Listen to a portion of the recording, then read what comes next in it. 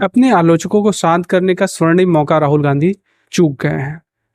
ये मौका उन्हें 2016 में सर्जिकल स्ट्राइक के बाद मिला था, फिर 2019 में बालाकोट के एयर स्ट्राइक से इनको वो मिला था, और इनको ये फिर से मौका मिला था 2025 में जो युद्ध हुआ है हमारा पाकिस्तान से। लेकिन इन तीनों ही मौकों पे राहुल गांधी पूरी तरह से फेल हो गए हैं। इस बार तो इन्होंने ऐसा बोल दिया है कि मुझे लगता है कि पूरे भारत में इनको सपोर्ट करना किसी के लिए अब संभव नहीं रह गया है। आइए सुनते हैं इन्होंने बोला क्या है। उधर से ट्रंप ने एक इशारा किया, फोन उठाया, कहा मोदी जी क्या कर रहे हो?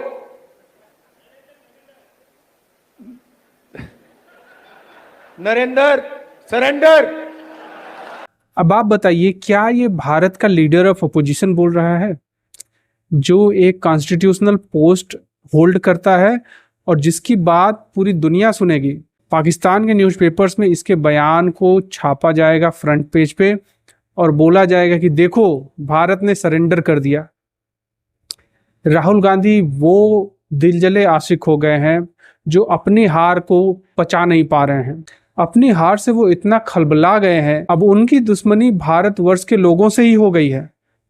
आप खुद सोचिए, जब आप बोलते हैं कि नरेंद्र सरेंडर, तो क्या आप बोल रहे हैं कि हमारी सेनाओं ने सरेंडर कर दिया? आपको शर्म आनी चाहिए। राहुल गांधी ये भूल गए हैं कि वो भारत के लीडर ऑफ अपोजिशन हैं। भारतीय लोकसभा, भारत की सेना के प्रति आपका थोड़ा बहुत उत्तरदायित्व तो है ही, और आप ऐसे समय में बोल रहे हैं जब आप ही के पार्टी के कुछ लोग दूसरे देशों में जाके भारत का पक्ष रख रहे हैं। आप यहाँ भारतवर्ष में बैठ के भारत की ही सेना को बोल रहे हैं कि इन्होंने सरेंडर कर दिया। और चलिए, अगर ये बात सच भी रहती तो एक बार में बोलता है चलो भाई सच है, कड़वा सच है, लेकिन सुन लेते हैं। विशुद्ध झूठ है ये। भारत ने पाकिस्तान की कमर तोड़ दी और वो बिलबिलाए हुए आए और उन्होंने बोला कि सीज फायर करते हैं। ये एक सत्य है जो कि अब दुनिया भर के बड़े बड़े डिफेंस एक्सपर्ट बात कर रहे हैं इस बारे में। हाँ, मैं मानता हूं कि भारतीय सरकार से थोड़ी सी त्रुटि जरूर हुई। उनको अपने कम्युनिकेशन पे जरूर ध्यान देना चाहिए था, क्योंकि कम्युनिकेशन में मुझे लगता है कि वो जो दो लेडी ऑफिसर्स को इन्होंने रखा था, उन्होंने वो उतने अच्छे से काम नहीं कर पाई या फिर उनको उतने अच्छे से इंफॉर्मेशन नहीं दी गई थी। I don't know, but it didn't feel good, specially तब जब ट्रंप ने सीज फायर का ट्वीट कर दिया। उधर आके पाकिस्तानी प्रधानमंत्री अंड संड पक रहा था और हमारे तरफ से हमारे विदेश सचिव आते हैं और बस खाली 5 मिनट की प्रेस कॉन्फ्रेंस करके बस एक तरह से बयान देके चले जाते हैं। ये एक बहुत बड़ी मिस्टेक थी। पूरे भारत को उस दिन बहुत कंफ्यूजन था। मुझे खुद था कि यार हुआ क्या आखिर। ये एक बहुत ही लेजिटिमेट क्वेश्चन है जो कि राहुल गांधी पूछ सकते थे। राहुल गांधी लेकिन क्या बोल रहे हैं कि भारत ने सरेंडर कर दिया। मुझे नहीं लगता कि राहुल गांधी के अंदर इतनी सोचने की क्षमता है कि वो ऑन द स्पॉट बोल सके नरेंद्र सरेंडर।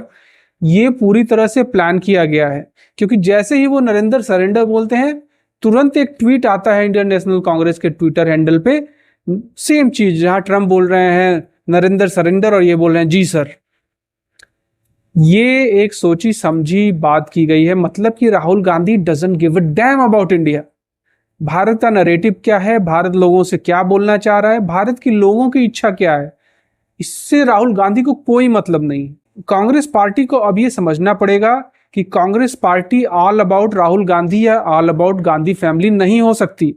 अगर वो ऐसा रहेंगे ही तो उनकी तबाही निश्चित है। कांग्रेस वालों को 99 सीट पे बहुत खुश नहीं होना चाहिए। यकीन मानिए 2009 में आपके 209 सीट थे, वहां से आप 44 पे आ गए थे, तो अभी तो आप 99 पे हैं। वहां से कितना गिर जाएंगे कौन जानता है। कांग्रेस वालों को राहुल गांधी का विरोध अब करना ही पड़ेगा। एक यही रास्ता बचा है राहुल गांधी को शांत करने का। ये अपने अहंकार से भरा हुआ इंसान है जो भारत के प्रति भी अपने प्रेम को नहीं दिखा सकता। शायद है ही नहीं, प्रेम तो दिखेगा कहां से। भारत वालों से नफरत है, भारत के चुने हुए प्रधानमंत्री से नफरत है, भारत की सेना से भी नफरत हो गई, और ये भाई साहब मोहब्बत की दुकान खोल रहे थे। मुझे लगता है कि अब कांग्रेस वालों को ही इसका निर्णय करना पड़ेगा। क्या वो ऐसे अहंकारी अधम पुरुष को अपना नेता बना के रखना चाहते हैं? भाई आपकी चॉइस है, फिर आप हारते रहेंगे। आपके पास शशि थरूर भी हैं, लेकिन उनको एकदम से दरकिनार कर दिया गया है क्योंकि शायद वो पैर चाटने को तैयार नहीं है राहुल गांधी के।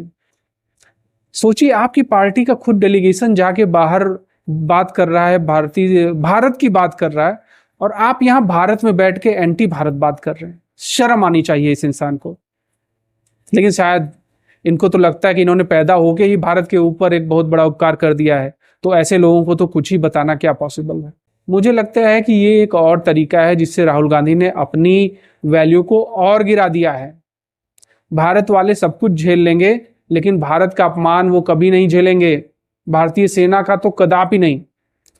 आपने हमारी सेना जो जीती हुई है उसको बोला है कि उन्होंने सरेंडर कर दिया। भारत की जनता को भी मौका मिलेगा जवाब देने का।